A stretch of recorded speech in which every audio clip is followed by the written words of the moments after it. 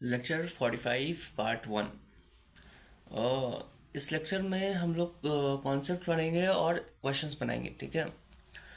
पहला टॉपिक है initial recognition and measurement of lease accounting.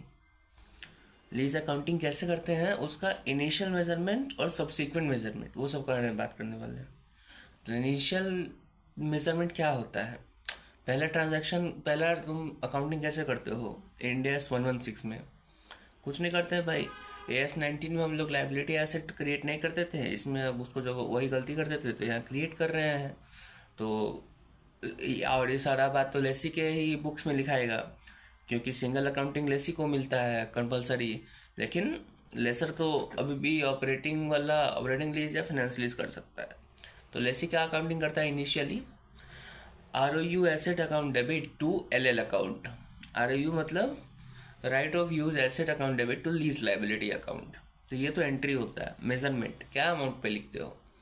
तो अभी तक हमको ये पता था कि प्रेजेंट वैल्यू जो भी होगा, जो भी लीज पेमेंट आने वाला है उसका प्रेजेंट वैल्यू निकालते थे, वही दिखाता था ROU एसेट अकाउंट डेबिट। जो भी ROU का सम अमाउंट और LL का अमाउंट, दोनों का अमाउंट जो प्रेजेंट वैल्यू होता था एग्जैक्टली वही होता था। ठीक है। तो दोनों ROU और LL का अमाउंट सेम ही होता था, क्योंकि लीज पेमेंट का सीधा PV निकाल के लिख देते थे दोनों में, इक्वल हो जाता था।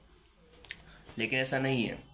ऐसा ज़रूरी नहीं है कि जितना अमाउंट से ROU डेबिट होगा उतना ही अमाउंट से LL क्रेडिट होगा। क्यों? क्योंकि भाई हम लोग अभी तक सब सिर्फ क्या करते थे कि लीज लाइबिलिटी जो भी ये है आपका, क्या उसको कहते हैं, लीज पेमेंट है, उसका प्रेजेंट वैल्यू निकाल देते थे और दोनों जगह लिख देते थे। लेकिन यहाँ लगे रियलिटी में क्या होता है सॉरी रियलिटी में क्या होता है कि लीज लाइबिलिटी लीज लाइबिलिटी का जो अमाउंट होगा वो प्रेजेंट वैल्यू होगा जो भी लीज पेमेंट होने वाला है उसका। ठीक है। लेकिन जो ROU का अमाउंट होगा एसेट का, वो होगा लीज लाइबिलिटी का अमाउंट प्लस बिफोर कमेंसमेंट जितना भी काम हुआ है वो सारा का सारा amount, plus present value of decommissioning वो भी अमाउंट। क्या बोल रहा है भाई, समझ नहीं आ रहा है? चलो ठीक है, समझाते हैं। देखो, लीज लाइबिलिटी का जो अमाउंट होता है वो प्रेजेंट वैल्यू होगा of all future cash flow. जो भी कमेंसमेंट, जैसे दो डिफरेंस होता है, एक दो टॉपिक वर्ड होता है, एक होता है कमेंसमेंट, एक होता है इंसेप्शन। कमेंसमेंट का मतलब क्या होता है कि जब से काम स्टार्ट हो रहा है, जैसे लीज एप्लीकेबल हो रहा है। वही इंसेप्शन का मतलब होता है कि जब हम लोग अग्रीमेंट को, जो भी टर्म्स एंड अग्रीमेंट है उसको साइन किए हम लोग। तो कमेंसमेंट से पहले आता है आपका, क्या उसको कहते हैं, इंसेप्शन। ठीक है। तो जो लीज लाइबिलिटी होता है उसका हम लोग कैलकुलेशन कब से शुरू करते हैं? कमेंसमेंट से। मतलब क्या है कि उसी दिन से लाइबिलिटी मेरे बुक्स में आ रहा है। ठीक है। तो लीज लाइबिलिटी हम लोग कैलकुलेट करेंगे ऑल फ्यूचर पेमेंट्स, जो भी फ्यूचर में होने वाला है। तो फ्यूचर में रेंट लीज लाइबिलिटी, लीज देना है तुमको, तो जो जो आगे का बात है उस सारा का प्रेजेंट वैल्यू निकालोगे तो तुम्हारा उसका प्रेजेंट वैल्यू लीज लाइबिलिटी का अमाउंट बनेगा। लेकिन जो ROU का अमाउंट है वो एक तो लीज लाइबिलिटी का प्रेजेंट वैल्यू बनेगा ही बनेगा। लीज लाइबिलिटी बोल रहे, जो भी आगे का कैश फ्लो है उसका प्रेजेंट वैल्यू बनेगा ही बनेगा, प्लस जो भी इनिशियल से लेके इंसेप्शन से लेके कमेंसमेंट का जो भी बात हुआ है वो सारा का तुमको वैल्यू ऐड करना होगा। लेकिन इसका प्रेजेंट वैल्यू ऐड करने का जरूरत नहीं है। क्यों नहीं जरूरत है? क्योंकि कुछ दिन पहले ही हुआ होगा, तो सिर्फ वैल्यू ऐड हो जाएगा। ठीक है। फिर से बोल रहे हैं हम, लीज लाइबिलिटी का अमाउंट होगा present value of all future वाला। ठीक है। लेकिन वही ROU एसेट का जो भी अमाउंट होगा वो प्रेजेंट वैल्यू ऑफ फ्यूचर वाला, that is present value of future वाला को हम लोग लीज लाइबिलिटी भी बोल सकते हैं। तो लीज लाइबिलिटी का अमाउंट प्लस इंसेप्शन से कमेंसमेंट का जो भी बात है वो दोनों को जब ऐड कर दोगे तो तुम्हारा ROU का अमाउंट पता चल जाएगा। ठीक है। ROU का अमाउंट तुमको पता चल गया, लीज लाइबिलिटी का तुमको पता चल गया। तो ये तो श्योर है कि अगर लीज लाइबिलिटी तो सिर्फ फ्यूचर कैश फ्लो का बात कर रहा है, ये है कि फ्यूचर कैश फ्लो प्लस पीछे वाला, तो ये ज़्यादा होगा, ये कम होगा, तो बीच में डिफरेंस आएगा। डिफरेंस कैसे अकाउंट करेंगे वो आगे बताएंगे जब क्वेश्चन बना रहे होंगे। ठीक है। ओके। एक और बात, अभी तुमको सिर्फ समझाने के लिए ये बात बोले कि जो लीज लायबिलिटी है वो सारा फ्यूचर वाला से लेके अभी तक का है, ओके। और आरओयू एसेट का जो भी बात है वो फ्यूचर वाला से जो है ही प्लस ये वाला, तो परफेक्ट ऐसे करके बन जाएगा। तो एक और आता है स्टेटमेंट कि प्रेजेंट वैल्यू ऑफ डीकमीशनिंग, वो भी तुमको आरओयू का जो एसेट है ना उसमें तुमको ऐड करना होगा, ठीक है। चलो इसके ऊपर ज़्यादा अभी हम लोग दिमाग नहीं लगाएंगे, फाइन, ओके। ये हो गया इनिशियल मेजरमेंट का बात। तो उसको लेके एक क्वेश्चन है, इलस्ट्रेशन नंबर 28, पेज नंबर 27.11।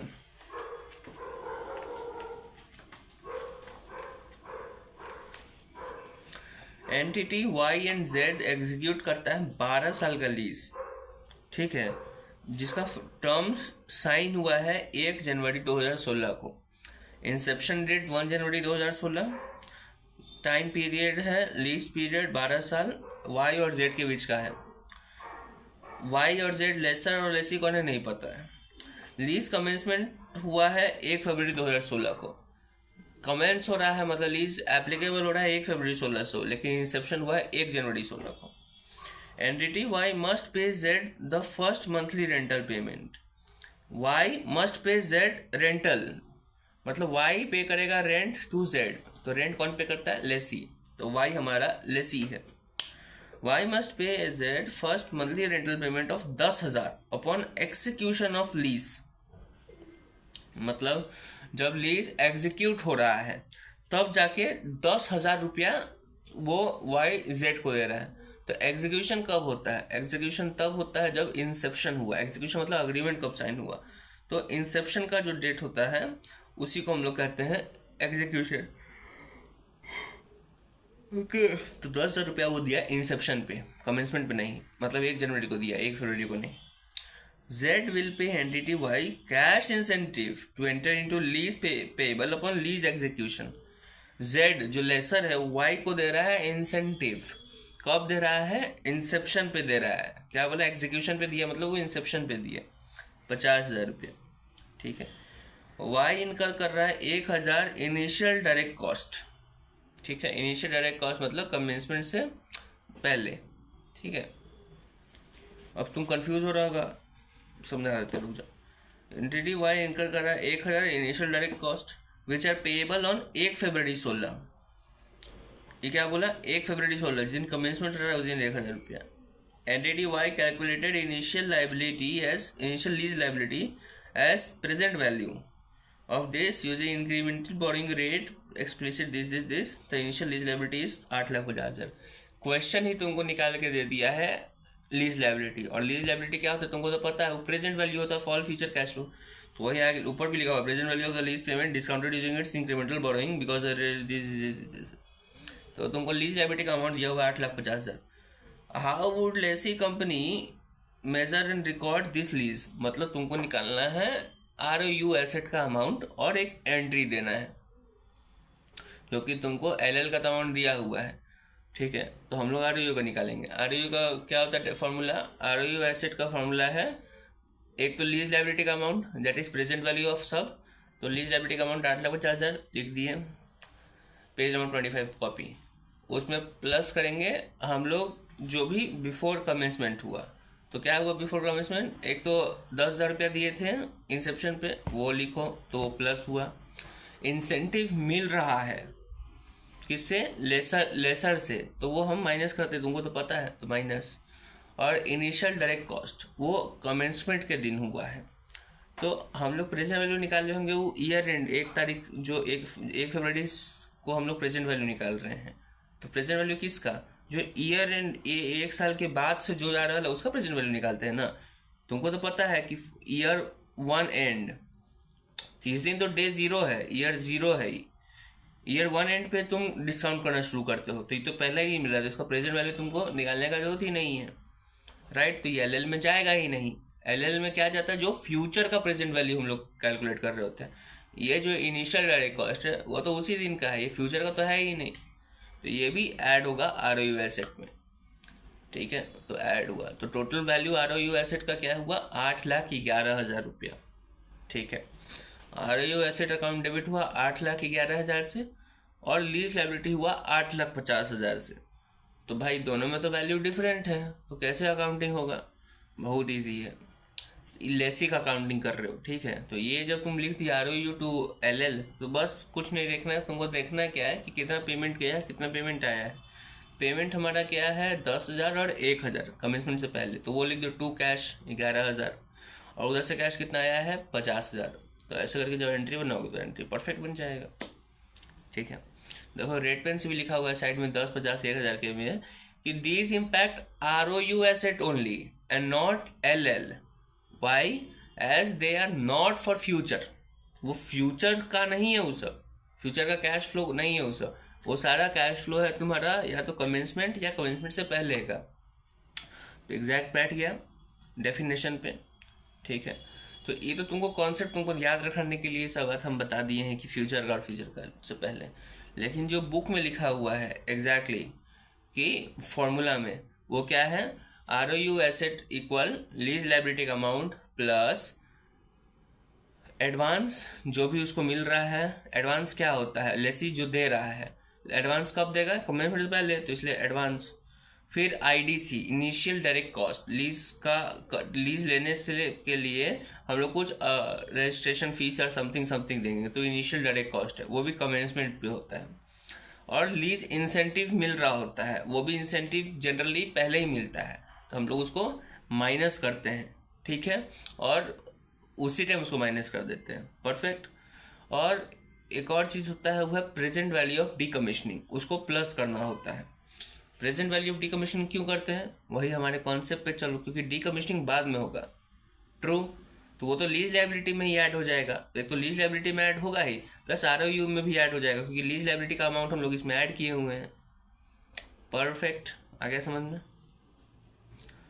लेकिन हमको इसमें एक कंफ्यूजन है कि हो सकता है कि हम गलत हों कि लीज लाइबिलिटी प्लस ही सब बात कर रहे हैं। लीज लाइबिलिटी का तो अमाउंट ऐड है ही, तो लीज लाइबिलिटी में प्रेजेंट वैल्यू ऑफ डीकमिशनिंग भी कहीं ऐड होगा, ठीक है। फिर से present value of decommissioning add करोगे तो मतलब एक डबल हो जाएगा। इसीलिए एक बार उसमें चेक कर लेना क्वेश्चन में, ठीक है। अभी क्वेश्चन नहीं आया है, आएगा तो बताएंगे, ओके। अब हम, हाँ देखो आ गया पेज नंबर 26 पे। अज्यूम करना है कि present value of lease liability 8,50,000 रुपये है, ठीक है। और राइट ऑफ यूज जो है, जो एसेट है वो भी 8,50,000 का। प्रेजेंट वैल्यू ऑफ डीकमिशनिंग 10,000 रुपया का है। तो ROU एसेट कितना पे होगा? तो ROU एसेट वो होगा लीज लाइबिलिटी का amount that is 8,50,000 plus present value of decommissioning, okay.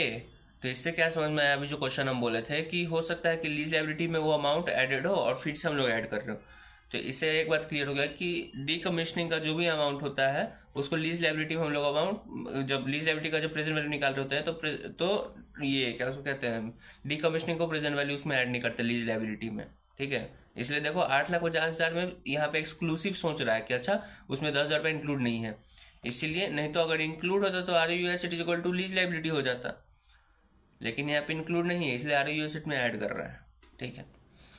और इसका एंट्री क्या होगा? ROU टू LL तो कर ही दोगे, फिर डिफरेंस आ गया 10,000 रुपये का क्रेडिट में। क्यों आया? क्योंकि तुम ये जो डीकमिशनिंग का जो तुम प्रेजेंट वैल्यू निकाल रहे हो उसको तुम रिकॉर्ड तो करोगे। क्यों रिकॉर्ड करोगे? क्योंकि वो तुमको पेमेंट देना है आज से 10 साल के बाद या 20 साल के बाद, जब भी देना है, तो ये पेमेंट तुमको देना है, योर ऑब्लिगेशन। तो ऑब्लिगेशन तो लाइबिलिटी क्रेडिट साइड ही जाएगा, लेकिन क्या लिखाएगा? वो लिखाएगा प्रोविजन फॉर डीकमिशनिंग, ठीक है, जिसको हर साल तुम अनवाइंड करोगे, ओके। चलो अब दूसरा टॉपिक आता है सबसीक्वेंट मेजरमेंट। ये तो हम लोग अभी तक बात कर रहे थे इनिशियल मेजरमेंट का, कि फर्स्ट टाइम जब हम लोग लीज ले रहे हैं तो अकाउंटिंग कैसे करेंगे। अब हम लोग अकाउंटिंग कर दिए डे 1 कि तुम्हारा ROU टू LL, बट अब ईयर एंड पे क्या अकाउंटिंग होगा, सब्सिक्वेंटली क्या क्या अकाउंटिंग होगा। पहला अकाउंटिंग, पहले ROU है फिर LL का बात करते हैं। ROU का अकाउंटिंग क्या होगा? हम लोग डेप्रिसिएशन करेंगे, क्लियर एंड क्लियर। पिछला लेक्चर में बोल दिए थे कि ROU अकाउंट, ROU का जो भी अमाउंट पे हम लोग लिखे हैं उसको हम लोग आगे जाके अब डेप्रिशिएट करते चले जाएंगे, ठीक है। तो मोर क्लियरली ये बोलते हैं जो बुक्स में लिखा हुआ है कि वो जो ROU हम लोग अपने बुक्स में रिकॉर्ड किए हैं वो तो एसेट को, एक तरीके से एसेट को रिकॉर्ड किए हैं, और उस एसेट को हम लोग क्लासीफाई करेंगे इंड AS 16 की तरह, PPE की तरह। मतलब उसको इनिशियली कॉस्ट पे हम लोग मेजर करेंगे, बाद में उसको रिवैल्यूएशन मॉडल पे भी अथी कर सकते हैं, रिकॉर्ड कर सकते हैं। इनिशियली तो कॉस्ट पे ही करेंगे, उसमें कोई कंफ्यूजन नहीं है, ठीक है। सब्सिक्वेंटली हम लोग या तो उसको जो अभी जो सब्सिक्वेंट मेजरमेंट कर रहे हैं ईयर एंड पे, तो उस टाइम हम लोग उसको या तो कॉस्ट पे कर सकते हैं या तो रिवैल्यूएशन पे कर सकते हैं, ठीक है, कोई प्रॉब्लम नहीं है। सर का बोलना है कि ऐसा कोई क्वेश्चन नहीं है बुक में जिसमें रिवैल्यूएशन हो रहा है, तो तुम कॉस्ट ही पे करोगे, दिमाग एकदम मत लगाना, कुछ नहीं। हर बस इतना याद रखना कि जो कॉस्ट पे तुम बुक्स में रिकॉर्ड किया था, जब एंट्री हुआ ROU का, तो उसके बाद से डेप्रिसिएशन उसी अमाउंट पे लगाते चल जाना, बस बात खत्म, ठीक है, परफेक्ट, ओके। उसके बाद आता है, ये तो हो गया ROU का बाद कि उसमें कुछ नहीं करना, ROU में कुछ नहीं करना है, जो भी अमाउंट हम लोग किए हुए थे उसका डेप्रिसिएशन निकालते चल जाना है, बस बात खत्म हर एंड पे।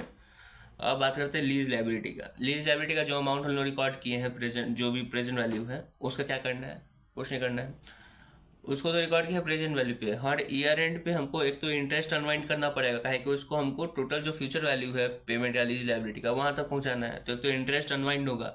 इंटरेस्ट अनवाइंड करके तुम जो तुम्हारा लीज लाइबिलिटी उसको बढ़ाओगे, क्योंकि इंटरेस्ट अनवाइंड करने का तरीका, इंटरेस्ट अनवाइंड क्यों करते हैं, लीज लाइबिलिटी को बढ़ाने के लिए, तो interest expense to lease liability, ठीक है। लेकिन हर साल तो पेमेंट भी कर रहे हैं, तो लीज लाइबिलिटी टू कैश, एक तो लीज लाइबिलिटी को बढ़ा भी रहे हैं ईयर एंड पे और लीज लाइबिलिटी को कम भी कर रहे हैं ईयर एंड पे, तो इसके लिए हम लोग बनाते हैं LAT टेबल। तो लीज लाइबिलिटी का जो भी सब्सिक्वेंट मेजरमेंट होगा वो LAT का टेबल बनाओगे तो तुम्हारा बन जाएगा, ओके, परफेक्ट। इलस्ट्रेशन नंबर 30 है पेज 27.11 पे। उसमें क्या बोलता है, सब्सिक्वेंट मेजरमेंट को लेकर क्वेश्चन है कि ABC जो लेसी है वो 3 साल का लीज में जाता है, और ABC जो है लेसी वो अग्री करता है एनुअल पेमेंट को, लेकिन at the end of each year. At the end of each year का मतलब क्या होता है मतलब ये होता है, लेसी बोला है कि हम लोग पेमेंट करेंगे हर साल के एंड पे। ए भाई, तो इतना नॉर्मल ये बात है कि at the end of each year, तो इतना परेशान क्या हो रहा था। ये जो वर्ड है ना at the end of each year बहुत इंपॉर्टेंट है, तो हर बार मतलब कि जब भी क्वेश्चन पढ़ोगे तो जहाँ पे भी ये बात दिखाएगी कि कब पेमेंट हो रहा है वो ध्यान में रखना, उससे पूरा क्वेश्चन चेंज हो जाता है, ठीक है। तो बोला है कि लीज का पेमेंट हर साल के ईयर एंड पे करेगा, ठीक है। कितना पेमेंट कर रहा है, 20,000 रुपया पेमेंट कर रहा है ईयर 1 के एंड पे। यहाँ लिखा नहीं है ईयर 1 एंड, लेकिन इससे पहले लिख दिया था कि एंड ऑफ ईच ईयर देता है। 20,000 first year and, 30,000 second year and, और 50,000 थर्ड ईयर एंड, ठीक है। इतना पेमेंट कर रहा है। For simplicity purpose there are no other element to lease payment like purchase option, lease incentive या इनडायरेक्ट कॉस्ट। कुछ नहीं है, कुछ नहीं है। इसका मतलब क्या कि कुछ नहीं है, मतलब कि कमेंसमेंट से पहले का कोई बातें नहीं है। जब कोई बात ही नहीं है तो तुमको कुछ करने का जरूरत ही नहीं है, मतलब लीज लायबिलिटी और ROU का अमाउंट सेम ही होगा, क्योंकि कोई दूसरा चीज ही नहीं है, ठीक है। अज्यूम किया है लो डिस्काउंट रेट 12% पे, प्रेजेंट वैल्यू का रेट 12%, ठीक है। ABC डेप्रिशिएट करता है ROU एसेट को स्ट्रेट लाइन बेसिस पे ओवर द लीज फर्म, तो डेप्रिशिएट का बात दिया हुआ। How would ABC would account for the set under Ind AS 116, मतलब इसको अकाउंटिंग कैसे करेंगे हम लोग 116 में। तो इसमें इनिशियली भी पूछ लिया और सब्सिक्वेंट, मतलब जर्नल एंट्री पूछ रहा है इससे। तो इनिशियली क्या रिकॉर्ड होगा, ROU टू LL कितना पे होगा, प्रेजेंट वैल्यू ऑफ जो भी फ्यूचर कैश फ्लो, क्योंकि और सब कोई दूसरा बात ही नहीं है। तो LL का फ्यूचर, LL जब निकाल रहोगे तो प्रेजेंट वैल्यू निकालोगे। तो देखो वर्किंग नोट 1 निकाला है तो प्रेजेंट वैल्यू निकाल दिया, तो आता है 77,370, ठीक है। तो ये तो LL का वैल्यू हुआ। ROU का निकालने जाओगे तो LL का अमाउंट दे दिया 77,370 प्लस जो भी कमेंसमेंट से पहले होगा। कमेंसमेंट से पहले कुछ हुआ ही नहीं है तो तुमको तो जीरो हो गया, तो LL का अमाउंट या ROU का अमाउंट हो गया, तो उसका तुम एंट्री बना दी, परफेक्ट। देखो लिख दिया, so initial measurement of LL as this, और ROU का भी सेम, क्यों, क्योंकि no payment before commencement, perfect, ठीक है। ये हो गया इनिशियल मेजरमेंट। अब हम लोग करेंगे सब्सिक्वेंट मेजरमेंट। सब्सिक्वेंट मेजरमेंट के लिए क्या होता है, ROU को हम लोग जो अमाउंट पे रिकॉर्ड किया उस पर डेप्रिशिएट करते चल जाएंगे, वही ईयर एंड पे डेप्रिशिएट होगा, और जो हमारा क्या उसको कहते हैं लीज लायबिलिटी है, उसका हम लोग सब्सिक्वेंट मेजरमेंट करते हैं एलएटी टेबल बना के, क्योंकि हमको अनवाइंड भी करना होता है और पेमेंट भी करना होता है। तो वर्किंग नोट 2 में एलएटी बना रहे हैं हम लोग, तो एलएटी बन गया, और एलएटी बन गया तो उस हिसाब से तुम अब जर्नल एंट्री बना दो। तो देखो जर्नल एंट्री डे 1 का हम लोग इनिशियल मेजरमेंट कर दिए, और ईयर एंड पे डेप्रिसिएशन चलाएंगे। डेप्रिसिएशन का अमाउंट क्या आएगा, जो भी जिस तरह पे रिकॉर्ड किया आरओई को 77,370 पे, उसी को हम लोग उसी पे डिप्रिशिएट करेंगे। स्ट्रेट लाइन बेसिस पे डिप्रिशिएट करना मतलब कि सेम इक्वल अमाउंट जाएगा, तो डिवाइडेड बाई 3 कर दिए तो उतना आएगा। तो हर साल 25,790 हमको डेप्रिसिएशन में डालना है, ठीक है। ये तो हो गया आरओई का बात। एलएल का क्या करना था, एलएटी टेबल बना के बनाना था। एलएटी टेबल से हमको 2 चीज़ मिलता है, कितना इंटरेस्ट अनवाइंड करना है और कितना पेमेंट करना है। इंटरेस्ट अनवाइंड किया और पेमेंट किया, बस। तो हर साल का तुमको दे दिया, बात खत्म, ठीक है। तो ऐसे सब्सिक्वेंट मेजरमेंट हुआ, ओके। इसमें एक चीज़ तुमको सिखाना था, जो फिनेंशियल इंस्ट्रूमेंट से ही सर सिखा रहे हैं, हम बोल नहीं रहे थे वीडियो में, लेकिन इम्पोर्टेंट है एक तरीके से, कि जब एलएटी बना रहे हो तो उस टेबल में तुम देखोगे तो क्लोजिंग में जनरली क्या होता है कि 0 आना चाहिए, तभी वो जो लास्ट ईयर एंड है वहाँ पे नीचे 0 आना चाहिए क्लोजिंग में। लेकिन ड्यू टू डेसिमल होता है, या फिर जब नंबर हम लोग अल्फा सा, जैसे कि 0.1 की जगह 0.3 लेते हैं, पॉइंट मतलब डेसिमल का थोड़ा सा अप्रॉक्स आंसर आता है, तो वहाँ 0 नहीं आके कुछ अमाउंट आता है, ठीक है। तो उस अमाउंट को हम अभी तक बोलते थे खाता सब 0 है, कोई खास दिमाग लगाने का जरूरत नहीं है। ये भी सच है कि ज़्यादा दिमाग लगाने का जरूरत नहीं है, लेकिन उससे एक अमाउंट डिफर हो जाता है। कौन सा अमाउंट डिफर होता है, जो इंटरेस्ट का अमाउंट होगा ना, वो डिफर हो जाता है, समझे। हम लोग वो अमाउंट को नहीं, हाँ उस अमाउंट को हम लोग इंटरेस्ट में ऐड कर देंगे। लाइक अगर ये वाला वर्किंग नोट 2 में हम लोग का क्लोजिंग बैलेंस 11 रुपया बच रहा था, 0 रुपया नहीं 11 रुपया बच रहा था, तो जनरली हम उसको कंसिडर ही नहीं करते थे। लेकिन उस 11 रुपया को तुमको ऐड करना होगा interest at the rate 12, interest वाला जो अमाउंट है ना, उस साल में तुमको उसको ऐड कर देना होगा। परफेक्ट, ठीक, चलो ठीक है। तो इसके बाद अब दूसरा एक इलस्ट्रेशन है, जहाँ पे जो पूरा एलडीआर क्वेश्चन है, बहुत इंपॉर्टेंट, ठीक है, okay. Illustration number 31, page number 27.13। Company EFG enter into property lease with entity H। Initial term of lease is 10 साल, 10 ईयर्स का इनिशियल टर्म है, with a 5 years renewal option. Renewal का option है कि 5 साल के बाद, मतलब 10 साल के बाद तुम 5 साल का और रिन्यू करा सकता है लीज टर्म को। Economic life of property is 40 years, जो प्रॉपर्टी का लाइफ है जो लीज में है वो 40 साल है, और फेयर वैल्यू है उस प्रॉपर्टी का 50 लाख रुपया। कंपनी EFG के पास एक ऑप्शन और है कि वो परचेज कर सकती है प्रॉपर्टी को at the end of lease term for 30 lakh रुपया। कंपनी के पास 2 ऑप्शन है, या तो 10 साल के बाद, मतलब इनिशियल टर्म जो 10 साल के बाद, या तो वो 5 साल के लिए रिन्यू करा सकती है, या फिर 10 साल के बाद सीधा परचेज कर सकती है। तो दोनों में से कोई एक ही होगा, या तो वो रिन्यू करेगा या तो वो परचेज करेगा, ठीक है। The first advance annual payment is 5 lakh with an increase of 3% every year thereafter. ये जो पहला पेमेंट वो लोग कर रहा है लीज पेमेंट, वो है 5 लाख रुपया का, ठीक है। और उसके बाद से जो लीज पेमेंट है वो क्या होगा, पहला साल 5 लाख रुपया और अगला साल 5 लाख प्लस 3%, मतलब अगला साल 5,15,000 रुपया देगा, ठीक है। पॉइंट क्या बोला है कि first advance annual payment, advance. अब इस एडवांस का कितना इंपॉर्टेंट मतलब है समझाते हैं, ठीक है। एडवांस एनुअल पेमेंट, ये तो एनुअल पेमेंट है, तो एनुअल पेमेंट क्या हुआ तुम्हारा, उसका लीज हुआ, ये तो तुमको पता है एनुअल पेमेंट जो होगा वो लीज होगा। लेकिन एडवांस एनुअल पेमेंट बोल रहा है, तो एडवांस एनुअल पेमेंट का मतलब क्या कि कमेंसमेंट से पहले पेमेंट किया, नहीं, ये लीज पेमेंट होगा। लीज पेमेंट कब होता है, जब कमेंसमेंट के बाद से लीज पेमेंट आना शुरू होता है।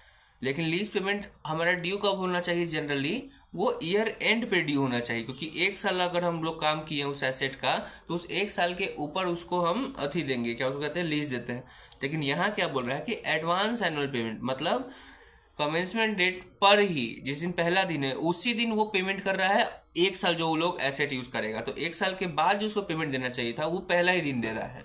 इसीलिए उसको एडवांस कर रहे हैं। मतलब हर साल के बिगिनिंग पे डे 1 पे ही वो पेमेंट देगा। ओके, और उसके बाद उस एसेट को यूज करेगा। हम लोग एक्सपेंस तब मानते हैं जब एसेट पूरा यूज हो जाता है। ठीक है, अपने बुक्स में भी हम लोग एक्सपेंस तब मानेंगे जब 1 साल उसको यूज कर लेंगे एक्सपेंस। लेकिन पेमेंट का वो कब कर रहे हैं, वो डे 1 ही कर रहे हैं, इसलिए उसको एडवांस पेमेंट कह रहे हैं। Okay, the implicit rate of interest is 9.04%। Rate of interest कितना है, 9.04%। ये कौन सा इंटरेस्ट है, ये प्रेजेंट वैल्यू निकालने वाला डिस्काउंटिंग फैक्टर है। ठीक है, ओके, समझ में आ गया। अब इस इंटरेस्ट को, ये नॉर्मल आती वाला तो तुम जो अगर सोचेगा कि जो कंपाउंड सिंपल इंटरेस्ट है, कंपाउंड इंटरेस्ट है, वो वाला इंटरेस्ट थोड़ी है कि तुमको लोन के ऊपर तुम पेमेंट दे रहे हो। कोई लोन थोड़ी ले रहे हो, तुम लीज का पेमेंट कर रहे हो, रेंटल पेमेंट कर रहे हो।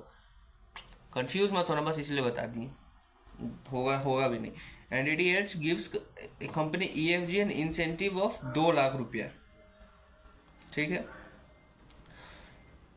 सॉरी, अभी तुमको तो ये बताया भी नहीं कि लेसर कौन है लेसी कौन है। एक लाइन लिखा था, company EFG has an option to purchase.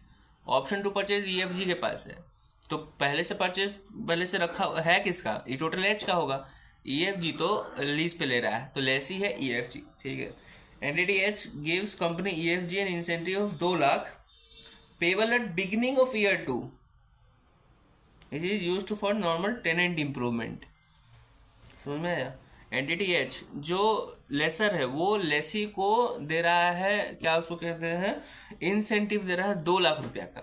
लेकिन कब दे रहा है, वो year of beginning of year two जब होगा उस दिन हम लोग इंसेंटिव दे रहे हैं। जनरली कमेंसमेंट डेट से पहले इंसेंटिव मिलता था, इसमें क्या हो रहा है कि कमेंसमेंट डेट के बाद ईयर 2 के बिगनिंग पे अति हो रहा है। ठीक है, okay. Company EFG is reasonably certain to exercise the purchase option। Entity जो लेसी है वो बोलता है कि हम रीजनेबली सर्टेन है डे 1 पे कि हम खरीदेंगे। अगर वो ऑप्शन टू परचेज अगर लेगा तो वो रेन्यू नहीं कराएगा। ठीक है, तो बात समझ में आ गया, perfect. How would EFG measure the right of use asset and lease liability over the lease term. मतलब पूरा जर्नल एंट्री बनाना है तुमको। कितना दिन का, 10 साल का है इसका लीज है, तो 10 साल का तुमको जर्नल एंट्री बनाना है। ओके, चलो ठीक है। तो इनिशियल मेजरमेंट हम लोग कैसे करेंगे, डे 1 ROU टू LL। चलो ठीक है, ROU टू LL कर देंगे, लेकिन अमाउंट कहाँ से आएगा, तो ROU का अमाउंट होगा LL प्लस जो भी एक्स्ट्रा बात है, और LL का बात होगा जो प्रेजेंट वैल्यू है। राइट, तो पहले हम लोग LL का काम करते हैं। ठीक है, वर्किंग नोट फर्स्ट तुम देखोगे तो वहाँ पे हम लोग लीज लायबिलिटी का कैलकुलेशन किए हैं, प्रेजेंट वैल्यू। सबसे इम्पॉर्टेंट इसमें 4 चीज़ इंपॉर्टेंट है, जिसमें से पहला जो सबसे इम्पॉर्टेंट है वो ये है, लीज लायबिलिटी का अमाउंट कैलकुलेशन करना। मतलब प्रेजेंट वैल्यू कैलकुलेट करना इज़ वेरी इंपॉर्टेंट और वेरी हार्ड कैलकुलेशन। ठीक है, हम लोग पेमेंट कब कर रहे हैं, ईयर 1 पे। तो हर वक्त दिमाग में रखना कि हम लोग जो जनरली बनाते थे वो ईयर एंड का कॉलम होता था, ईयर करके जो सारा डेट लिख देते हैं वो ईयर एंड होता था। ठीक है, ओके। लेकिन इसमें हम लोग ईयर बिगनिंग लिखना है, क्योंकि ईयर बिगनिंग पे ही पेमेंट हो रहा है। ठीक है, तो 1 2 3 4 5 6 7 8 9 10 करके हम लिख दिए हैं। ठीक है, क्योंकि 10 साल का है। ओके, एक बात याद, तो इसी को तुमको और अच्छा से समझाने, मतलब कंफ्यूज नहीं हो कि ईयर बिगनिंग और ईयर एंड में हम ऐसे दोनों में क्या क्या जो भी चेंजेस है, क्यों है।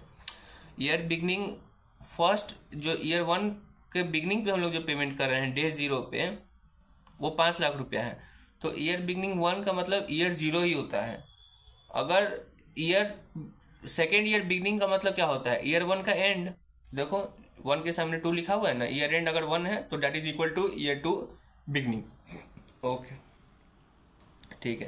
पहला लीज पेमेंट है 5 लाख का, तो 5 लाख लिख दिए। डिस्काउंटिंग फैक्टर एट द 9.04% लगाएंगे, इतना तो पता है।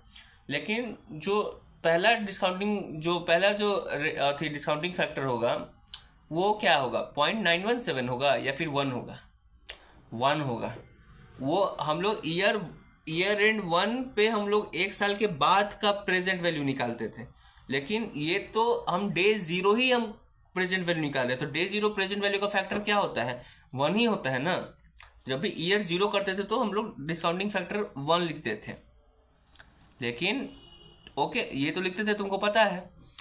और जब ईयर एंड 1 होता था तो फर्स्ट साल के एंड पे जो प्रेजेंट वैल्यू, जो डिस्काउंट, जो प्रेजेंट वैल्यू फैक्टर होता था उससे मल्टीप्लाई करते थे। ओके, प्रेजेंट वैल्यू फैक्टर कैसे निकालते हैं? 1 डिवाइडेड बाई 1.1 जो भी रेट है वैसे करके। ट्रू। तो year end 0 is equal to beginning of year 1। तो 0 पे हम लोग कौन सा फैक्टर लेते हैं? 1 लेते हैं। तो ये नहीं कि तुम जो ईयर 1 बिगनिंग है उसमें 0.917 लिख देना, वो that is equal to 1 only because it is year end 0। Clear? Okay. तो उस टाइम 1 से मल्टीप्लाई करोगे, और जब ईयर बिगनिंग 2 आया that is equal to year end 1। First year end is equal to beginning of second year. Okay, तो first year end का जो फैक्टर होता है वो क्या होता है? 1 डिवाइडेड 1 पॉइंट समथिंग 1, मतलब एट द रेट पावर 1, क्योंकि एक साल एंड हुआ है। तो एक साल एंड होने पे जो अमाउंट होगा वो वहाँ पे प्रेजेंट वैल्यू फैक्टर बनेगा। समझे? तो beginning of year 2 is equal to year end 1। तो दो चीज ये इतना इंपॉर्टेंट इसलिए दे रखा है कि तुम क्या कर सकता था कि जब ईयर बिगनिंग 1 लिखता है ना, उसको मल्टीप्लाई कर देता है 0.917 से, क्योंकि तुम तो सोचता है कि एक साल अगर हो जाता है तो तुम प्रेजेंट वैल्यू फैक्टर एक साल वाला लगाओगे, लेकिन वो एक साल हुआ नहीं है, वो पहला ही दिन है। That is equal to actually year 0, year end 0। समझ में आ गया? पहला इंपॉर्टेंट टॉपिक। चलो दूसरा, जो सेकेंड ईयर जो पेमेंट कर रहा है, सेकेंड ईयर के बिगनिंग में जो पेमेंट कर रहा है दैट इज ईयर 1 एंड पे, वो पेमेंट क्या हो रहा है? उसी दिन उसको इंसेंटिव भी मिल रहा है। तो पेमेंट एक्चुअल में कितना हो रहा है वो होगा, एक तो जो उसको लीज पेमेंट बन रहा है, वो लीज पेमेंट कितना बन रहा है? वो होगा 5 लाख प्लस 3%, दैट इज 5,15,000। देखो सिर्फ 15 को रेट में लिखे, क्यों? क्योंकि 3% से बढ़ गया है। वो पिछला जो पेमेंट होगा उसका हर साल का प्लस 3% चलते जाएगा। तो ये 5,15,000 रुपया उसको लीज पेमेंट देना था, लेकिन उसको इंसेंटिव मिल रहा है कितना का? 2 लाख रुपया का। तो एक्चुअल में पेमेंट कितना का कर रहा है? 3,15,000 रुपया का पेमेंट कर रहा है। ठीक है, तो ये बात तुम्हारे दिमाग में क्लियर हो गया। तो 3,15,000 का तुम मल्टीप्लाई कर दोगे। ठीक है, अब आता है ईयर 3 का बिगिनिंग। ईयर 3 का बिगिनिंग का मतलब ईयर 2 का एंड। ओके, तो अभी तुम क्या करते हैं कि तुमको बोला हुआ था कि जो लीज का जो पेमेंट होगा वो हर साल क्या होगा? लीज का पेमेंट वो क्या होगा कि जो प्रीवियस पेमेंट किए थे उसका 3% बढ़ा के। ठीक है, तो तुम क्या कर सकते हो? लीज पेमेंट में करोगे 3,15,000 इंटू 1.03। लेकिन मेरे भाई 3,15,000 इंटू 1.03 कर दोगे तो तुम्हारा कहने का मतलब क्या? एक तो दूसरा साल तुमको 2 लाख का इंसेंटिव मिला ही है, अब तीसरा साल भी तुमको 2 लाख का इंसेंटिव मिल रहा है, और हर साल अब 3,15,000 इंटू 1.03 करोगे, फिर कुछ 3 लाख का ही आएगा, फिर तुम उसके ऊपर 1.03 करोगे। तो तुम्हारा कहने का मतलब है कि पूरा अगला 8 साल 9 साल जो भी है उसमें तुमको हर साल इंसेंटिव मिल रहा है, लेकिन ऐसा इंसेंटिव तुमको तो एक ही साल मिला ना। तो एक्चुअल पेमेंट कितना होना चाहिए ईयर 3 का बिगनिंग का? वो होगा 5,15,000, क्योंकि प्रीवियस पेमेंट कितना होना था? 5,15,000 होना था, हुआ 3 लाख क्योंकि इंसेंटिव मिला, वो तो एक ही साल मिला ना। तो नेक्स्ट ईयर जो 3rd ईयर है उसका जो पेमेंट होगा वो होगा 5,15,000 के ऊपर 1.03%। तो वैसे करके निकलेगा। तो इस LAT में, ठीक है, ऐसे करके निकल गया। अब एक और बात तुम भूल जाओगे क्या? ईयर एंड पे जब लीज टर्म खत्म हो रहा है तो हम लोग परचेज भी कर रहे हैं, तो 30 लाख रुपया का भी हम लोग प्रेजेंट वैल्यू निकाल लेंगे। ठीक है, निकालेंगे। ये तो नॉर्मल चीज़ है कि तुम निकालोगे, भूलोगे नहीं। लेकिन एक चीज़ तुम गलती कर दोगे। क्या गलती करोगे? जब तुम ईयर बिगिनिंग 10 में लिखोगे 6,52,000 वाला, उसी में तुम क्या करोगे कि प्लस 30 लाख कर दोगे। लेकिन एक बात बताओ, ईयर बिगनिंग है वो 10th ईयर के बिगनिंग पे उतना पेमेंट हो रहा है, लेकिन जो 30 लाख का जो पेमेंट हो रहा है वो 10th ईयर के एंड पे पेमेंट होगा। तो ये जो ईयर बिगनिंग 10 है उसका डिस्काउंट फैक्टर 0.459 है, तो तुम ये 30 लाख को भी अब कर देते 0.459 से, लेकिन वो तो तुम्हारा 10th ईयर के बिगनिंग का डिस्काउंटिंग फैक्टर है, that is equal to 9th year end. लेकिन हम लोग पेमेंट 30 लाख का कर रहे हैं 10th ईयर एंड पे। True right? तो हम लोग 30 लाख को 10th ईयर एंड के डिस्काउंटिंग फैक्टर जो 0.421 है उससे मल्टीप्लाई करेंगे, ये नहीं कि 0.459 से कर देंगे। समझ में आ गया तुमको? ओके। तो इस LAT में 4 चीज इंपॉर्टेंट है। पहला कि जो ईयर बिगनिंग 1 है उसका डिस्काउंटिंग फैक्टर 1 ही होगा, क्योंकि ईयर बिगनिंग 1 है, that is equal to year end 0। ठीक है। सेकेंड, जब सेकेंड ईयर का जो पेमेंट होगा उसमें 2 लाख रुपया तुमको माइनस करना है, क्योंकि वो इंसेंटिव है। ठीक। तीसरा कि जब तुम 3rd ईयर का पेमेंट करोगे तो तुम 3,15,000 पे तुम मल्टीप्लाई करके नहीं दोगे 1.03, तुम करोगे 5,15,000 पे, क्योंकि प्रीवियस जो पेमेंट होना था उसके ऊपर निकालना है, ठीक। और चौथा, जो 30 लाख का जो पेमेंट हो रहा है वो होगा ईयर 10th एंड पे, दैट इज 11th ईयर के बिगनिंग पे, तो तुम उसको कंफ्यूज मत करना, ठीक है। तो ये तुम्हारा एलएल का अमाउंट पता चल गया, that is equal to 50 lakh rupees approx. तो लीज लायबिलिटी का अमाउंट 50 लाख रुपया हो गया, ठीक है। हम लोग निकालेंगे आरओयू का अमाउंट। आरओयू का अमाउंट क्या होता है, लीज लायबिलिटी का अमाउंट प्लस तुम्हारा कमेंसमेंट से पहले जो भी हुआ है। तो लीज लायबिलिटी का अमाउंट 50 लाख रुपया, that is present value 50 lakh रुपया है, प्लस जो कमेंसमेंट से पहले हुआ है, कमेंसमेंट से पहले का कोई यहाँ बात ही नहीं लिखा हुआ है, वो जो एडवांस लिखा है उसका मतलब है beginning of year 1, that is जिस दिन कमेंसमेंट हुआ है। तो कमेंसमेंट से पहले तो कुछ हुआ ही नहीं है, एक्चुअल वही चीज हो रहा है, ठीक है। तो तुम बोलोगे भाई प्रेजेंट वैल्यू हम लोग फ्यूचर पेमेंट का निकालते हैं, ट्रू।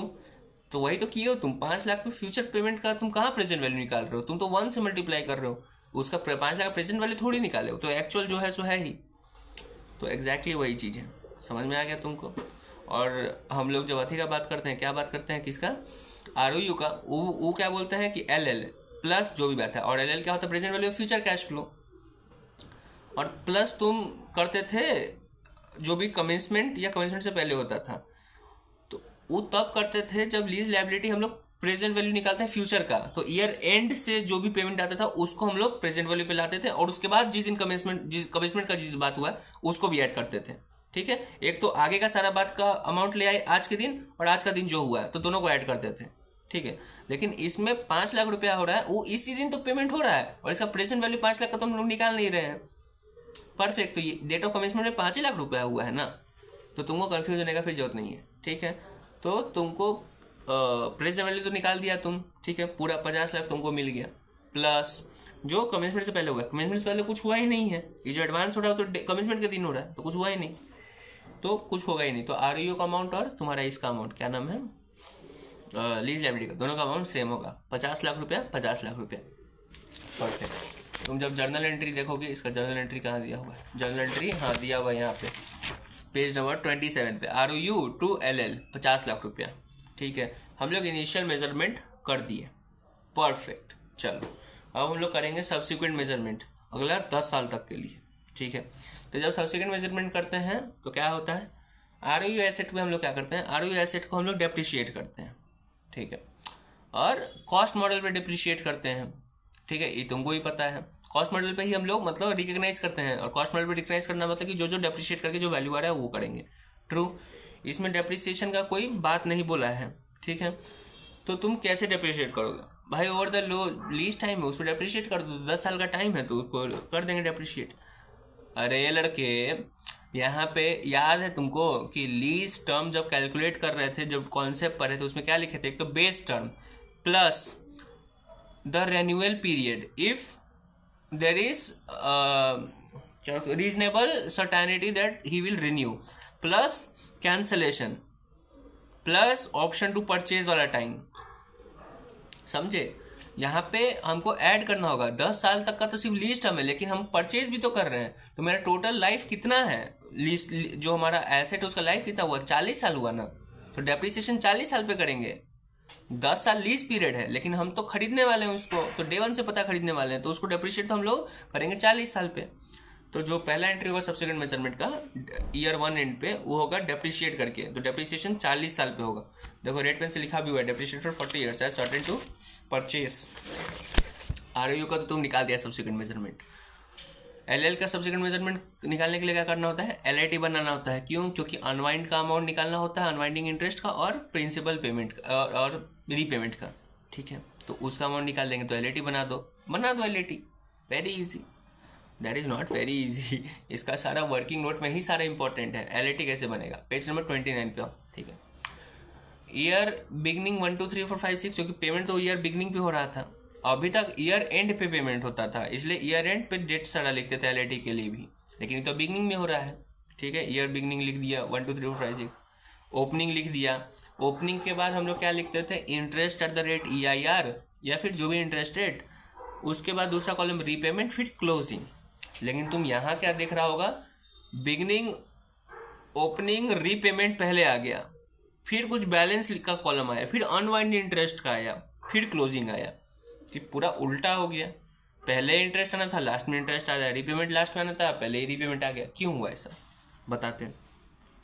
हम लोग जब क्वेश्चन बनाते थे तो क्वेश्चन बनाते थे ईयर एंड का, कि एक साल जब एंड हो रहा है तब उसके ऊपर काम करते थे। कैसे काम करते थे, लाइक फॉर एग्जाम्पल, जैसे कि एग्जाम्पल देते हैं, एलईटी, लास्ट एलईटी हम कहाँ बनाए हैं, चलो दिखाते हैं। पेज नंबर 26 पे एलईटी देखोगे, नीचे दिया हुआ है कॉलम क्या है, ईयर एंड, साल के एंड पे ओपनिंग, इंटरेस्ट, रीपेमेंट, क्लोजिंग। साल के एंड पे, ईयर वन एंड पे ओपनिंग कितना है, 77,370। साल के एंड पे ओपनिंग का मतलब क्या है, साल के एंड पे ओपनिंग का मतलब क्या होता है, साल के एंड पे ओपनिंग नहीं था, ये जो साल एंड हुआ है उस साल में ओपनिंग क्या बैलेंस था। ईयर वन एंड का ओपनिंग का मतलब कि जब ईयर वन स्टार्ट हुआ था तो डे वन क्या ओपनिंग था, तो था ओपनिंग 77,370, ठीक है। इंटरेस्ट एट द रेट 12% हम लोग किस पे निकाले, 77,370 पे। इंटरेस्ट कब लगता है, जब साल एंड हो गया, जो भी टाइम पीरियड है वो एंड होता है। तो ये जो 77,370 है उसके ऊपर हम लोग निकालते हैं इंटरेस्ट। क्यों, क्योंकि यही 77,370 पूरा साल था, तो ये पूरा साल के ऊपर हम लोग इंटरेस्ट लगाते हैं, ठीक है। और उसके बाद रीपेमेंट जो कर रहे हैं वो फिर इंटरेस्ट और ओपनिंग को ऐड कर देते हैं, क्योंकि इतना पेबल बन जाता है। उसमें से कुछ पेमेंट हम लोग करते हैं, 20,000 रुपये पेमेंट किया है, पेबल था 77 + 9 मतलब अराउंड 86 रुपीज़, 86,000 के आसपास पेबल था, लेकिन पेमेंट करा 20,000 रुपया, तो कुछ क्लोजिंग बच गया। तो ईयर वन एंड पे क्लोजिंग कितना है, 66,000। अब ईयर एंड टू जब कर रहे हो, ईयर एंड टू हुआ मतलब 2 साल के एंड पे आ गए, तो 2 साल के एंड पे आए तो ओपनिंग क्या था, ओपनिंग का मतलब ईयर टू के बिगनिंग में ओपनिंग क्या हुआ, वो था 66,654, क्योंकि ईयर वन एंड का क्लोजिंग कितना था, वो था 66, तो ईयर वन का जो क्लोजिंग वही 60, वो ईयर टू का ओपनिंग हुआ। परफेक्ट। तो ये एलईटी जब देखे तो तुमको क्या समझ में आया कि हम लोग ओपनिंग के ऊपर इंटरेस्ट कब लगा रहे हैं, क्यों लगा रहे हैं, क्योंकि वो वही ओपनिंग पूरा साल था। परफेक्ट, ठीक है। लेकिन जब पेज 29 पे आओगे, जब हम लोग क्वेश्चन जो बना रहे हैं उसमें जो ओपनिंग बैलेंस है 50 लाख रुपया, उसमें ओपनिंग बैलेंस तो 50 लाख रुपया है, क्योंकि वही प्रेजेंट वैल्यू हम लोग दिए हुए हैं, वो 50 लाख रुपया। परफेक्ट। लेकिन मेरे भाई एक बात बताओ, जो हम लोग ये जो प्रेजेंट वैल्यू छोड़ो, 50 लाख अभी छोड़ दो, अभी नॉर्मल चीज सोचो, ठीक है। हम लोग जो लीज पेमेंट कर रहे हैं 5 लाख रुपया का, परफेक्ट, हमारा ओपनिंग होना चाहिए था 5 लाख रुपया, और पेमेंट हम लोग करते हैं ईयर एंड पे 5 लाख रुपया, तब ये पूरा 5 लाख पूरा साल होता है, इसलिए इंटरेस्ट हम लोग पूरा साल के 5 लाख पे लगाते हैं। लेकिन यहाँ पेमेंट हो रहा है ही पहला ही दिन जब 5 लाख रुपया पेमेंट कर दिए, तो पूरा साल तो हमको 5 लाख था ही नहीं मेरे पास, तो हम इंटरेस्ट 5 लाख पे क्यों लगाएंगे, नहीं लगाएंगे। एकदम सेम यहाँ पे जब हम लोग ओपनिंग 50 लाख दिया हुआ है, ओपनिंग 50 लाख क्यों दिया हुआ है, क्योंकि ये मेरा टोटल लायबिलिटी है, हम जो भी मेरा टोटल लायबिलिटी है उसी के ऊपर हम लोग इंटरेस्ट अनवाइंड करते हैं। टोटल लायबिलिटी मतलब प्रेजेंट वैल्यू, आज से 10 साल के बाद हमको कितना पैसा देना है, 10 साल के बाद हमको 50 लाख रुपया देना है, 10 साल के बाद 50 लाख नहीं, हमको ज्यादा रुपया देना है, लेकिन वो जो ज्यादा रुपया देना है उसका आज का दाम 50 लाख रुपया है, ट्रू। और इसी 50 लाख को हमको बढ़ा के इंटरेस्ट अनवाइंड करके उस अमाउंट पे ले जाना है, यही कॉन्सेप्ट है, ठीक है। तो जब हम लोग बनाएंगे नॉर्मल ओपनिंग, उसके बाद इंटरेस्ट, फिर रिपेमेंट, तो ओपनिंग जो हम लोग को 50 लाख रुपया है, हमको इसी के ऊपर इंटरेस्ट अनवाइंड करना है। लेकिन ये 50 लाख रुपये का पेमेंट जो है, इसमें 50 लाख में जो पेमेंट जो हम लोग कर रहे हैं, कितना, 5 लाख रुपया जो हम लोग पेमेंट कर रहे हैं, वो 5 लाख रुपया तो पूरा साल के एंड पे पेमेंट नहीं कर रहे हैं, मतलब पूरा साल 50 लाख तो नहीं था मेरे पास लायबिलिटी, 5 लाख तो पहले दिन पेमेंट कर दिए, तो हम मेरे पास लायबिलिटी कितना का था, 45 लाख रुपया का था। तो इंटरेस्ट कितना पे लगेगा, 50 लाख पे कि 45 लाख में, भाई जितना मेरा जो भी मेरा पूरा साल यूज हुआ है उस पर लगेगा ना। तो 45 लाख रुपया मेरे पास उधारी था पूरा साल, तो इंटरेस्ट लगेगा इसी 45 लाख पे, 50 लाख पे थोड़ी लगेगा, नहीं लगेगा, क्योंकि 5 लाख तो डे वन ही कर दिए हैं। तो इसीलिए कंफ्यूजन होगा कि तुम भाई अब हम कितना पे मल्टीप्लाई करें, अब 50 लाख, अभी तो पहला था एंट्री कि 50 लाख रुपया लायबिलिटी था, उसमें से 5 लाख रुपया पेमेंट कर दिए हैं, तो डे वन से लेके अभी तक 45 लाख, ईयर वन एंड तक मेरे पास 45 लाख का बैलेंस था आउटस्टैंडिंग, तो हम निकाल दिए। लेकिन आगे आगे कैसे निकालेंगे, और तुम्हारे पास तो एलईटी का फॉर्मूला भी वैसा नहीं है कि ईयर एंड 1 2 3 ओपनिंग पे इंटरेस्ट निकालते थे, क्योंकि ओपनिंग के बाद इंटरेस्ट आता था। लेकिन ओपनिंग ही मिस्टेक हो रहा है तो कैसे इंटरेस्ट निकालोगे? उसके लिए सर क्या दिए हैं कि एक फॉर्मूला दिए क्या कि ईयर बिगनिंग फिर ओपनिंग, और ओपनिंग के बाद जो भी रीपेमेंट किए हैं, इसलिए पहले ही रीपेमेंट कर दिए। रीपेमेंट लास्ट ईयर एंड पे होता था इसलिए उसका कॉलम बाद में था, लेकिन अब पेमेंट हो रहा है तो रीपेमेंट माइनस कर दो ओपनिंग में से, तो जो बैलेंस फिगर बचा वही तुम्हारा, वही पूरा साल बचा है। 50 लाख ओपनिंग था, उसमें से 5 लाख और माइनस कर दिया तो 45 लाख तुम्हारा बैलेंस था पूरा साल पे। इस बैलेंस के ऊपर तुमको इंटरेस्ट अनवाइंड करना है। क्लियर? इंटरेस्ट अनवाइंड करोगे, क्लोजिंग आएगा, फिर वैसे वैसे करके चले जाओ। परफेक्ट। फिर ईयर 1 जो बिगनिंग है ईयर 1 उसका क्लोजिंग हुआ 49,68,6,800। ठीक है, तो ईयर 1 का ही क्लोजिंग है, ये ईयर 2 का बिगनिंग हुआ कितना 4 लाख इतना तुम्हारा। लेकिन इसी दिन ईयर 1 पे, ईयर 2 के डे 1 पे ही तुम क्या किया कि पेमेंट किया, और कितना पेमेंट किया 3,15,000। तो पूरा साल कितना बचा था? पूरा साल 45 लाख ही बचा था। भले ही पहला साल के एंड पे तुम्हारा क्लोजिंग बैलेंस था 49 लाख तुम्हारा ड्यूज था, लेकिन पहला साल के एंड पे 49 लाख ड्यूज था, वही सेकंड ईयर के बिगनिंग में 49 लाख ड्यूज था। लेकिन पूरा साल पूरे 49 लाख ड्यूज नहीं था, पूरा साल सिर्फ ड्यूज था 45 लाख, क्योंकि पहला ही साल मतलब सेकंड साल के पहला दिन तुम पेमेंट कर दिया 3 लाख रुपया, तो इंटरेस्ट कितना पे लगा 45 लाख पे। तो वैसे करके निकल गया। परफेक्ट। अभी बताते बताते हम मेरे दिमाग में एक पॉइंट आया कि सर क्या एक्चुअल में किए क्या है। देखो मेरे भाई, सर वही वाला फॉर्मेट पे लेके गए हैं तुमको। कौन वाला फॉर्मेट पे? कि ईयर एंड, ओपनिंग, उसके बाद इंटरेस्ट, फिर रीपेमेंट। सर एग्जैक्टली उसी पे गए हैं। कैसे गए हैं देखो, जो ओपनिंग बैलेंस होता था उसी के ऊपर हम लोग पूरा इंटरेस्ट लगाते थे, क्योंकि पूरा साल वही होता था। ट्रू। हम लोग इंटरेस्ट किस पे निकाल रहे हैं? बैलेंस पे निकाल रहे हैं। बैलेंस है क्या एक्चुअल में? बैलेंस एक्चुअल में वो अमाउंट है जो पूरा साल रह रहा है। पूरा साल क्या रह रहा है? पहला पूरा साल क्या रह रहा है? जो ओपनिंग है उसमें से रीपेमेंट किए, क्योंकि पहला साल का काम मतलब डे 1 का काम। एक्चुअल में जो हम लोग एलईटी बनाते थे तो जो ओपनिंग बैलेंस होता था वही पूरा साल होता था। यहाँ पे जो बैलेंस अमाउंट है वही पूरा साल रह रहा है। तो बैलेंस अमाउंट आ कहाँ से रहा है? Opening minus repayment. Opening minus repayment is equal to balance. अगर बैलेंस की जगह तुम अगर अच्छी से ऊपर सोचोगे कि बैलेंस की जगह सिर्फ वहाँ ओपनिंग ही लिखा हुआ है, तो हम लोग ओपनिंग है तो अमाउंट निकाल रहे हैं। ओपनिंग माइनस रीपेमेंट करके ओपनिंग का निकाल रहे हैं कि जो पूरा साल रह रहा है बस, और वैसे इंटरेस्ट करके निकाल दे रहे हैं, क्योंकि ईयर एंड पे कोई पेमेंट नहीं कर रहे हैं। तो हम लोग जो भी पूरा साल का इंटरेस्ट है और जो अथी था हमारा ओपनिंग अमाउंट था, वो दोनों को ऐड कर रहे हैं। परफेक्ट। यहाँ पे बैलेंस और अनवाइंड इंटरेस्ट को ऐड कर रहे हैं। That is what? That is जो ओपनिंग था एक्चुअल, जो हम लोग, तुम समझ रहे हो हम क्या कहना चाह रहे हैं, बस बात करता हूँ। ठीक है, ऐसे करके पूरा क्वेश्चन बन जाएगा। परफेक्ट। तुम आओगे जर्नल एंट्री बनाने, इनिशियल मेजरमेंट तुम कर दिया डे 1 पे ROU लेकिन उसके बाद जनरली हम लोग क्या करते हैं, पहला दिन एक ही एंट्री करते हैं ROU to LL, उसके बाद ईयर एंड पे करते हैं 3 एंट्री, एक डेप्रिसिएशन का, फिर अनवाइंड का, फिर पेमेंट का। ओके। लेकिन हम लोग इसमें डे 1 2 अकाउंटिंग करेंगे, एक नहीं 2 करेंगे, और ईयर एंड पे 3 नहीं सिर्फ 2 करेंगे। क्यों? क्योंकि जो रीपेमेंट का एंट्री, जो पेमेंट का एंट्री है वो ईयर एंड पे नहीं होगा, वो डे 1 ही हो रहा है। तो यहाँ पे भी तुम्हारा गलती हो सकता है। ठीक है, परफेक्ट। तो पूरा क्वेश्चन का समरी क्या था? 4 को बोले थे नहीं, पूरा क्वेश्चन में 4 इंपॉर्टेंट चीजें। पहला, जब हम लोग लीज LL का जो अमाउंट निकाल रहे होते हैं उसका प्रेजेंट वैल्यू हम लोगों को जब निकालना, LL का जो अमाउंट निकाल रहे हैं that is present value of future, जितना भी कैश फ्लो है उसका कैलकुलेशन में बहुत दिमाग लगाना है। उसमें भी 4 चीज था कि डिस्काउंटिंग, पहला साल का जो होगा ईयर बिगिनिंग है वो, तो उसमें डिस्काउंटिंग फैक्टर 1 लगेगा। फिर उसके बाद 2 लाख रुपया माइनस हो रहा है। फिर तीसरा बात कि हम लोग 5,15,000 पे 3% निकालेंगे, 3 लाख पे नहीं निकालेंगे। और चौथा बात जो 30 लाख रुपया है वो ईयर 10th एंड पे है। तो ये तो पूरा क्वेश्चन का पहला समरी का पॉइंट हुआ।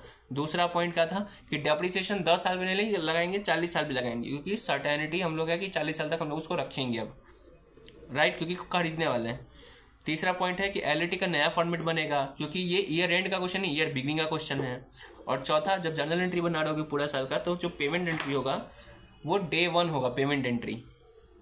Okay, bye bye.